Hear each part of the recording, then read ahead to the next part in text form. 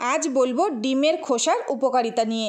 ডিমের খোসাতে আছে calcium, magnesium, যা গাছের জন্য খুবই উপকারী। এটি গাছে ব্যবহার করলে ফুল ফল ঝরবে না, গাছের গ্রোথও খুব ভালো হবে আর গাছের ফলের আকারও বৃদ্ধি হবে। আমি কিছু ডিমের খোসা ভালো করে ধুয়ে রোদে দিয়েছিলাম, 3-4 দিন হয়ে গেছে। এরপর ডিমের খোসাগুলো দেখো এইভাবে আমি ভেঙে নিচ্ছি। তোমরা চাইলে মিক্সিতেও গুঁড়ো করে নিতে পারো। তো দেখো আমি হাত দিয়ে এইভাবে গুঁড়ো করে নিয়েছি। এরপর আমার ছাদ বাগানে যত গাছ আছে আমি সব গাছে এখন এই খাবারটা দেব। প্রথমে দেখো গাছের যে নিচের দিকে যে ঘাসগুলো হয়েছিল সেই ঘাসগুলো আমি ভালো করে পরিষ্কার করে দিচ্ছি। এরপর গাছের মাটিটা ভালো করে খুশে দেব। হাড় গুঁড়োর বিকল্প হিসাবে তোমরা ডিমের খোসা ব্যবহার করতে পারো। ডিম কম বেশি সবাই খেতে পছন্দ করে, তবে রান্নার পরে সেই খোসাগুলো ফেলে না দিয়ে সেগুলো যদি আমরা রেখে দিয়ে ভালো করে ধুয়ে নিয়ে ডিমের খোসার মধ্যে একটা পাতলা পর্দা থাকে সেগুলো কিন্তু অবশ্যই পরিষ্কার করে নেবে।